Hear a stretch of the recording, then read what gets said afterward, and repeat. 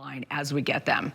And new this afternoon, it's down to 3. Utah Hockey Club is inching closer to a permanent name, and it has whittled down the options. All right, here we go. News specialist Andrew Adams learned what those options are and what the team is hoping from fans starting tonight. Andrew? Well, they are down to Utah Hockey Club, Utah Wasatch, and Utah Mammoth. So the organization once again is hoping for feedback to try to whittle it down even further. Now, obviously, Utah Hockey Club, that's a vote for the status quo, more or less. We're told whichever name moves forward as the permanent one, the imaging will change. They are not making the imaging public. In fact, the only people who will be allowed to see the imaging right now are the fans who vote. Starting tonight, fans who attend the next 4 games will be allowed to vote on site. And the organization feels like that will give them a great sample size of public opinion. Names and logos can be polarizing things, and even our own KSL Sports Insider had his own opinion today. In terms of Mammoth, it goes more along the lines of the NHL, right? The Boston Bruins, the Pittsburgh Penguins, the Anaheim Ducks. For me, Utah Mammoth sounds more like a legitimate NHL team, and I think it'll be interesting to see what the results are. Well, as has been reported, Utah Yetis was in the running, but the nickname was refused by the United States Patent and Trademark Office over a, quote, likelihood of confusion. Beat writers were told the organization wasn't able to reach a deal with Yeti Coolers, which owns most of the trademarking, so that name was struck from the list of possibilities. The team didn't commit to this being the last round of voting, but again, they want people's input. First chance to vote is tonight when Utah Hockey Club takes on the Penguins. The puck drops at 7:30. For now, back to the studio. All right, and then there were 3. All right, Andrew, thank you. All right, let's check in with Devin now. And Devin, not super cold out there today. No, not super cold, and luckily the haze hasn't gotten too bad. Plus app. Salt Lake City Mayor Erin Mendenhall joining KSL today, expanding on some of the points that she made in her State of the City address. Lori Pritchard asked the mayor about her plan to improve safety. We're looking at deeply affordable housing creation and on-street presence of officers. We've increased foot patrols and bike patrols in the downtown core, Jordan River, and ballpark areas. Homelessness is another issue here the mayor focused her campaign on. She says it is cheaper for taxpayers to address the needs of those who are homeless and get them housed than leave them on the streets. So Salt Lake City, since 2020, we have created over 6,500 affordable housing units. We have 1,500 more in the pipeline, and this is taxpayer dollars well spent. Mayor says Salt Lake City is focusing on affordable housing, which fits families, and there will be more to come. In economic news tonight, federal safer. Utah Hockey Club, will the name stay or will it change? The team wants input on 3 options.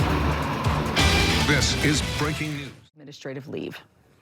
Utah Hockey Club is inching closer and closer here to a permanent name, and once again the team is asking for fan feedback starting at tonight's game. Yes, it's always exciting. News specialist Andrew Adams found out fans will have the chance to vote on the final 3 names. Andrew. And those options are, spoiler alert, Utah Hockey Club, as well as Utah Wasatch, that's a new one, and then Utah Mammoth. Now, Utah's NHL team is obviously making its way through its inaugural season with essentially temporary tags. So the organization wants a more permanent look, and so they've got these names out there that will come with new branding and logos. They're not making public what the logos are, but when fans vote on site here, they'll be able to see the different looks. We asked some people here this afternoon what their favorites are. I honestly like Utah Hockey Club, in my opinion. It's more Utah in my general. I mean, Utah Mammoth, it sounds cool, but Utah Hockey Club, I mean, it's just out there, and that's the reason why I like it a little bit more. According to numbers that they've pulled from ticket sales and all that type, they're expecting about 15,000 fans over the next 4 games, and they feel that will give them a very good idea of which name is the most popular. Well, the team did not commit today that this would be the final round of voting. Previously, Utah Yetis was in the running, but their name ran into some trouble at the United States Patent and Trademark Office. And beat writers were told that the team wasn't able to reach an agreement with Yeti Coolers, which owns most of the trademarks. So again, today's game and the next 4 games, that's when Utah Hockey Club fans can provide their input. The puck drops at 7:30 tonight. For now, back to the studio. Chickens are now allowed in Washington. Than other drugs. They're expecting about 15,000 fans over the next 4 games, and they feel that that will give them a very good idea of which name is the most popular. Plus, as thousands of fans head to the Delta Center tonight, they will get a chance to vote on what could be the official name for the Utah Hockey Club. And after years of debate, a Weber County city can finally have backyard chickens. As a lower income demographic, it's more about the egg production and having a stable food source to feed your family. KSL News at 6 starts now. Well, a big update tonight in the search for an official name for Utah's professional hockey team. We have team coverage tonight as fans are now able to vote on the 3 final names. All right, here we go. Let's start things off with Sam Farnsworth live at the Delta Center with more. Hi, Sam. Hey, how's it going, Mike? Yeah. Inside the Delta Center, Mike, can I ask you back to you? Ooh, an exciting time with those official voting areas. Yeah, we'll see what happens. That's cool. All right, thanks, Sam.